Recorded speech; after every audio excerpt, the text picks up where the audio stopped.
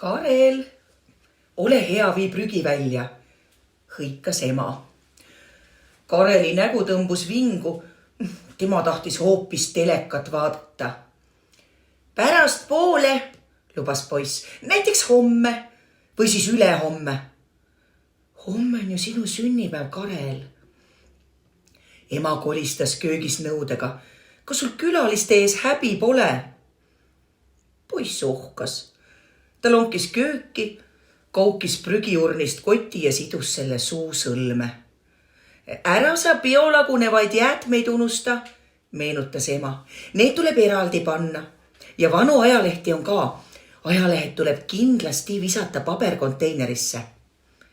Joo, pomises Karel tujutult. Ta vandsis köögist esikusse, avas välisukse ja siis tuli talle hea mõte. Poiss paugutas korra ust, ent hiilis oma tuppa tagasi ning lükkas prügikotid jalaga voodi alla. Tõepoolest, ega siis prügiga nii kiiret ka pole. Nüüd võis teleka ette lipata. Õhtul puhastas Karel hambad ja puges voodisse. Välja viimata prügi oli sootuks ununenud. Kõik ta mõtted keerlesid hommikuse sünnipäeva ümber. Ja siis tuli uni. Äkki midagi nagu kolksatas. Keegi kõhistas naerda. Karel ärkas, süütas lambi ja heitis toale unise pilgu. Aga juba järgmisel hetkel oli väsimus justkui peoga pühitud. Voodialune prügi oli kottidest välja pugenud. Üks pahaks läinud Peet veeres üle põranda ning tema teekonnast jäi vaibale inetu punane jutt. Aga see ei olnud kaugeltki kõik.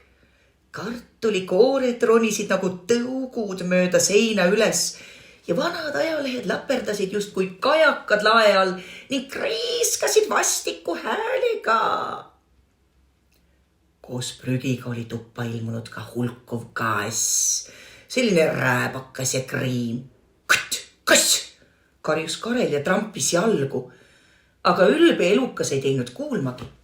Ronis hoopis kardinapuule, võttis istet, vehkis käpaga nagu mängiks nähtamatut kitarri ja laulis. Ägedaks ja kuuliks, saan teiseks juuliks.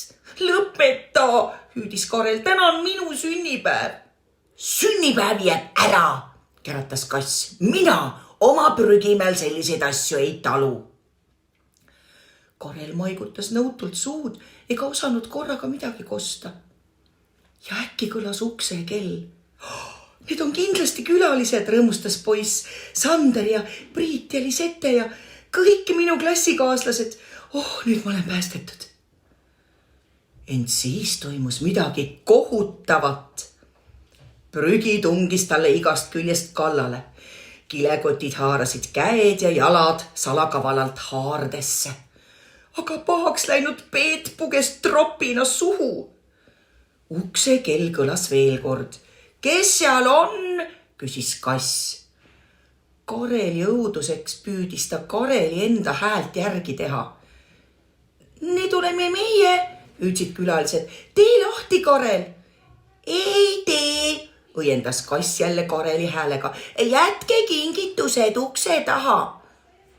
Kus me siis sõbrad enam polegi, küsis keegi, vistlis ette. Ei ole, kinnitas kass. Mina teile kringlit ei paku. Karel tahtis hüüda, et ärgu nad kuulaku pätist kassi, aga ta ei saanud sõnagi suust. Karel rabeles kõigest väest ja ärkas. Ta oli näinud vaid halba und. Ja siis hakkas poisil kiire. Ta riietus, haaras voodi alt prügikotid, tormas ruttu õue ning toppis jäätmed prügikasti. Tavaprügi ühte konteinerisse, biolaguneva teise. Ajalehed rändasid mõistagi rohelisse paberikonteinerisse. Karel ohkas kergendatult, siis silkas ta koju. Tuli ju sünnipäeva peoks riided vahetada.